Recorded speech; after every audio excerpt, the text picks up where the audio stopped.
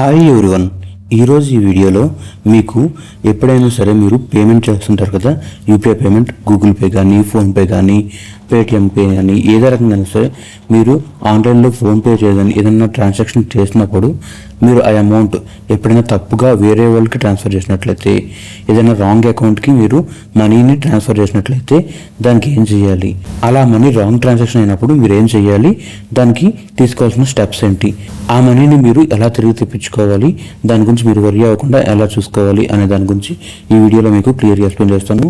వీడియోలోకి వెళ్లే ముందు ఇంకా మన ఛానల్ని ఎవరైనా సబ్స్క్రైబ్ చేసుకోకుండా ఉంటే వెంటనే సబ్స్క్రైబ్ చేసుకోండి. అంతేకాకుండా పక్కన బెల్ ఐకాన్ ప్రెస్ చేసి ఆల్ నోటిఫికేషన్ ఆన్ చేసినట్లయితే నేను వీడియోని అప్లోడ్ చేయగానే మీకు వీడియోని నోటిఫికేషన్ రూపంలో మిస్ అవ్వకుండా చూసేయచ్చు. ఇందులో చూడండి, ఇక్కడ చాలా కంటెంట్ అయితే ఉంది. మీకు నచ్చిన చాలా కంటెంట్ అయితే ఇందులో కనిపిస్తుంది. సో మీకు ఎటువంటి ఇన్ఫర్మేషన్ కావాలన్నా సరే ఆల్మోస్ట్ ఆల్ అన్నీ ఇందులో దొరుకుతాయి మీకు. సో ఇక్కడ నుంచి చూసుకోవచ్చు అనమాట. ఇంకా లేట్ చేయకుండా మనం ఇప్పుడు వీడియోలోకి అయితే వెళ్ళిపోదాం. సో మీరు ఎప్పుడైనా సరే మనీని రాంగ్గా ట్రాన్స్ఫర్ చేసినట్లయితే, వేరే అకౌంట్కి రాంగ్గా ట్రాన్స్ఫర్ చేసినట్లయితే, అందుకోసం మీరు ఏం చేయాలంటే ఇక్కడ చూడండి, మీరు ఫస్ట్ మీరు పేమెంట్ రిసిప్ట్ అనేది తీసుకోవాలి, లేదంటే స్క్రీన్ షాట్. ఏదైనా ట్రాన్సాక్షన్ చేస్తారు కదా, ఆ ట్రాన్సాక్షన్ యొక్క పేమెంట్ గూగుల్ పే చేసినా, ఫోన్పే చేసినా ఏదైనా సరే స్క్రీన్ షాట్ అనేది తీసుకోవాలి, లేదంటే దాని రిసిప్ట్ అనేది ఉండాలన్నమాట. తర్వాత ట్రాన్సాక్షన్ ఐడి ఉంటుంది కదా, ట్రాన్సాక్షన్ ఐడి కానీ యూటీఆర్ నెంబర్, ఇంకా ఆ రెండు తీసుకోవాలన్నమాట. ఆ రెండింటిలో ఏదైనా సరే ట్రాన్సాక్షన్ ఐడి, యూటీఆర్ నెంబర్ రెండు నోట్ చేసుకోండి.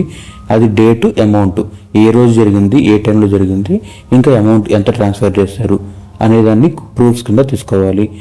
అలా తీసుకున్న తర్వాత మీరు కస్టమర్ కేర్కి కాంటాక్ట్ చేయాలి. అంటే మీరు గూగుల్ పే చేశారనుకోండి, మీరు గూగుల్ పే యొక్క కాంటాక్ట్ నెంబర్ అంటే టోల్ ఫ్రీ నెంబర్ ఉంటుంది కదా, ఆ టోల్ ఫ్రీ నెంబర్ కాల్ చేసి కాంటాక్ట్ అవ్వాలన్నమాట. లేదంటే ఫోన్పే ఉంది కదా, ఆ ఫోన్పే అయితే ఫోన్పే నుంచి, పేటిఎం అయితే పేటిఎం టోల్ ఫ్రీ నెంబర్కి, యూపీఐ అయితే యూపీఐ, అలా ఏ ప్రొవైడర్ నుంచి మీరు అమౌంట్ అనేది ట్రాన్స్ఫర్ చేస్తారు, ఎక్కడ మిస్టేక్ జరిగింది, ఇష్యూ ఎక్కడ ఉంది అనే దాని గురించి దానికి సంబంధించిన టోల్ ఫ్రీ నెంబర్కి కాంటాక్ట్ చేసి, ఆ కస్టమర్ కేర్కి కాంటాక్ట్ చేసి మీరు ప్రాబ్లం అనేది చెప్పాలన్నమాట. వాళ్ళకి మీరు క్లియర్గా ఎక్స్ప్లెయిన్ చేయాలి. అంటే ఆ ఇష్యూ ఏంటి, ఎప్పుడు ట్రాన్స్ఫర్ చేశారు, ఏ టైం ట్రాన్స్ఫర్ చేశారు, ఏ అకౌంట్ ట్రాన్స్ఫర్ చేశారు, అలా ట్రాన్సాక్షన్ డీటెయిల్స్ అన్నీ వాళ్ళకి షేర్ చేయాలి. అలా డీటెయిల్స్ అన్నీ వాళ్ళకి షేర్ చేయాలి. సో ఒకవేళ మీ దగ్గర కాంటాక్ట్ నెంబర్స్ ఏమీ లేవనుకోండి, ఇక్కడ చూడండి, ఇక్కడ కనిపిస్తుంది కదా కస్టమర్ కేర్ యొక్క నెంబర్స్ అనమాట. గూగుల్ పే అయితే ఇక్కడ, ఇంకా ఫోన్పే కానీ, పేటిఎం కానీ, భీమ్ కానీ, వీటి యొక్క కాంటాక్ట్ నెంబర్స్ ఇక్కడ కనిపిస్తున్నాయి కదా, ఈ కస్టమర్ కేర్ నెంబర్స్కి మీరు కాల్ చేసి మీరు కాంటాక్ట్ అవ్వచ్చు అనమాట. మీ ప్రాబ్లం అనేది ఎక్స్ప్లెయిన్ చేయొచ్చు. అలా కాదు అనుకోండి, ఇక్కడ కంప్లైంట్ టు ఎన్పిసిఐ మీరు ఇంకొక రకంగా కూడా చేసుకోవచ్చు. ఎన్పిసిఐకి అంటే ఆన్లైన్లో మీరు మీ సిస్టంలో చేసుకోవచ్చు. అది ఎలా చేసుకోవాలో ఇప్పుడు చూపిస్తాను. అందుకోసం మీరు ఏం చేస్తారంటే, మీ గూగుల్ క్రోమ్ బ్రౌజర్ ఓపెన్ చేసుకోండి. గూగుల్ క్రోమ్ బ్రౌజర్లో డిస్ప్యూట్ అట్లా ప్రాబ్లం ఏంటి అనే దాని గురించి ఎక్స్ప్లెయిన్ చేయాలి. క్రోమ్ బ్రౌజర్ ఓపెన్ చేసిన తర్వాత npci.org.in అని చెప్పి వెబ్సైట్ ఉంటుంది కదా, దానికి లాగిన్ అవ్వాలి. లాగిన్ అయిన తర్వాత మీ ప్రాబ్లం ఏంటి అనేది అక్కడ ఎక్స్ప్లెయిన్ చేయాలి. దానికి ఒక ఫామ్ ఉంటుంది, ఆ ఫామ్ కూడా మీకు కనిపిస్తుంది, దాని డీటెయిల్స్ అన్ని చూపించాలి. ఎలా కనిపిస్తుంది కదా, npci.org.in అని చెప్పి ఈ వెబ్సైట్లో లాగిన్ అవ్వాలి. క్రోమ్ బ్రౌజర్లో లాగిన్ తర్వాత మీకు ఇలా హోమ్ పేజ్ వస్తుంది. ఇలా ఎన్పిసిఐ సర్వీసెస్ క్లిక్ చేసినట్లయితే మీకు ఇలా వచ్చింది. సో ఇక్కడ చూడండి, ఏదైనా క్వైరీస్ కావాలంటే ఇక్కడ నుంచి చెక్ చేసుకోవచ్చు. ఆ ట్రాన్సాక్షన్ కానీ, యూపీఐ మ్యాండేట్స్ గురించి కానీ. ఒకవేళ మీరు ఏదైనా కంప్లైంట్ రైజ్ చేయాలనుకుంటే ఇక్కడ చూడండి, ఇలాగ వచ్చిన తర్వాత కింద స్క్రోల్ చేసినట్లా ఉంది కదా, సెలెక్ట్ ప్రోడక్ట్ ఉంది కదా. సో మీకు ఇష్యూ ఏంటి అనేది చూసుకోవాలి. ఐఎంపిఎస్లో ప్రాబ్లమ్, ఎన్ఎఫ్ఎస్, ఏటీఎం, రూపే ఇలా ఉన్నాయి కదా. ఇలా ఆన్లైన్ ట్రాన్సాక్షన్ చేసినప్పుడు ప్రాబ్లమ్ వస్తుంది అనుకోండి, రూపే. సో అంటే ప్రాబ్లం ఏది అనేది సెలెక్ట్ చేసుకోవాలి. తర్వాత ట్రాన్సాక్షన్ టైప్, ఏ ట్రాన్సాక్షన్ చేశారు, purchase cash back, money load through క్యాషా, లేదంటే క్యూఆర్ పర్చేజా, ఏదో ఒకటి మీకు అంటే అక్కడ కనిపిస్తున్న ఆప్షన్స్ ఉందా అని సెర్చ్ చేసుకోండి. నేను క్యూఆర్ పర్చేజ్ చేస్తాను. తర్వాత మీ కార్డ్ డీటెయిల్స్ అనేది ఇక్కడ ఎంటర్ చేయాలి. First 6 digits of your card number, last 4 digits of your card number.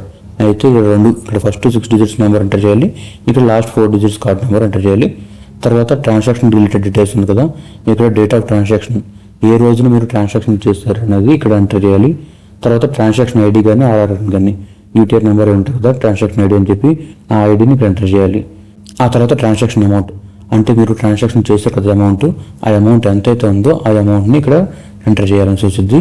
తర్వాత బ్యాంక్ నేమ్, అంటే మీరు ఏ బ్యాంక్ అకౌంట్ నుంచి పంపించారు, మీరు ఏ బ్యాంకు, అసలు మీ పేమెంట్ చేసిన బ్యాంక్ ఉంది కదా, అది ఏదైతే ఉంటుందో ఆ బ్యాంక్ అనేది సెలెక్ట్ చేసుకోవాలి. సెలెక్ట్ చేసిన తర్వాత నెక్స్ట్ అకౌంట్ నెంబర్ అనేది ఎంటర్ చేయాలి. ఏదైనా సరే ఒక బ్యాంకు, మీరు ఏదైతే బ్యాంక్ ఉందో ఆ బ్యాంక్ సంథింగ్ ఎంటర్ చేసిన తర్వాత అకౌంట్ నెంబర్ ఎంటర్ చేయాలి.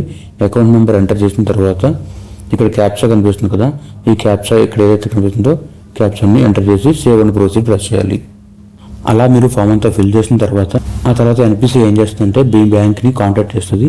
తర్వాత ఇన్వెస్టిగేట్ మీ బ్యాంక్ అకౌంట్లో జరిగిన ట్రాన్సాక్షన్ గురించి, ఆ మిస్టేక్ అనేది జెన్యూనా కాదా, అలా ఏం జరిగింది అనేది మొత్తం దాని గురించి సంబంధించి అంత ఇన్వెస్టిగేట్ చేస్తుంది. ఒకవేళ మీరు సబ్మిట్ చేసిన డీటెయిల్స్ అన్నీ పక్కాగా కరెక్ట్గా ఉంటే మీకు బ్యాంక్ అనేది ఈ అమౌంట్ని రిటర్న్ చేయడానికి చేస్తారు.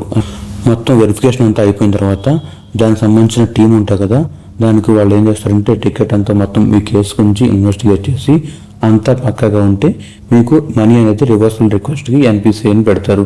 ఎన్పిసిఐ అనేది మీకు రివర్సల్ రిక్వెస్ట్ పెట్టుద్ది.